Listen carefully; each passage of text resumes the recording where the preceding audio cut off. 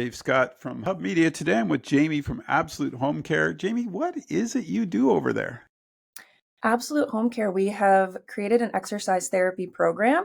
So we come in home and we do exercise therapy with anybody that needs it. But we've been seeing a big demand in seniors and people with chronic conditions that just need help figuring out how to get their bodies moving in the comfort of their home. What's your background? Like, how did you get into this field? So I did my undergrad in kinesiology, and while I was in school, I also worked at a gym as a personal trainer.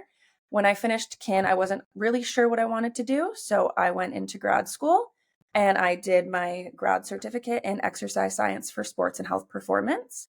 After that, I moved to the GTA for a little bit, worked in physio clinics and chiro clinics, just kind of getting my foot in the door. We worked with a lot of athletes, some professional athletes there, as well as just the general population, people that have had surgery, broken bones, any real problem that they needed help with, and then moved back to Norfolk. And here we are. We just started this year, actually, in February 2025. I mean, you get to work with all sorts. Like, it sounds like in your career so far, you've worked with many diverse people. And what's some of the rewards you get personally out of it? I would say the biggest reward is working with the general population and just showing them what their bodies can do. So many people see people doing crazy things and think they can never do it until you actually break it down into the little steps and watch them hit like minimal milestones. And they're like, oh, I can do what other people are doing. It's amazing when when you see somebody accomplish a goal, right? It just you can see them lift up a little bit more and then just keep going. And I mean, obviously with your job, you're encouraging that. Was it now the components that you took in your education, was it with that? I mean, you're talking about personal training too. There's a lot of different categories. Can you sort of break that down a little bit about what you would do as a personal trainer if someone wants you?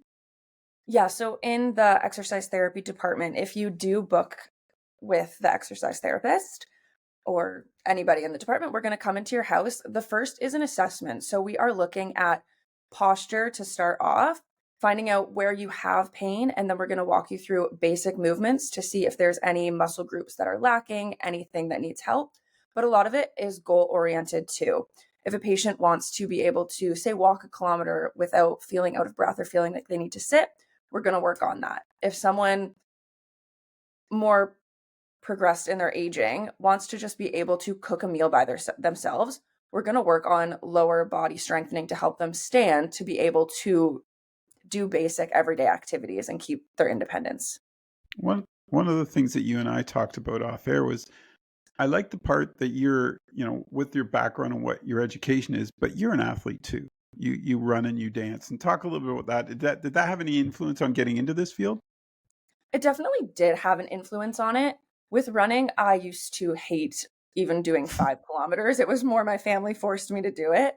But when I stopped playing less structured sports and it became more my choice on what I was doing, I did get into running. And once you hit a certain barrier, you're like, why can't I do what other people are doing? And I noticed that a lot. We were talking about around the bay, and I just did around the bay. If you told me that distance even 2 years ago, I would have never believed that I could do it. I was a short distance runner. It just takes time and effort. You show up every day. Even with running, you're showing up 3 days a week, maybe. And in that time, you can see such a quick growth within a couple of months. You just have to want to show up for yourself. And I imagine years of dancing too taught you about flexibility and I mean artistry of it all too. But I mean, there's such a great physical component that I think people miss with dancing, correct? Of course, there is. I did a lot of sports all across the board. Um, Dancing specifically, it's a good cross training, and there's so many different types for people. I know specifically Simcoe Senior Center, they have the line dancing. I hear so many people talk about that. So many seniors get out and just stay active in that way because it's a fun way to stay active. You have to find what works for you in this field. That's for sure. And you got to, I think too, when it's enjoyable, I think as we age, we think we can't do those things anymore, right? They Mhm. might be limited a little bit, but you can still, like you just pointed out, line dancing. Like we can still do that. You can still get out for a walk or a run, whatever you choose.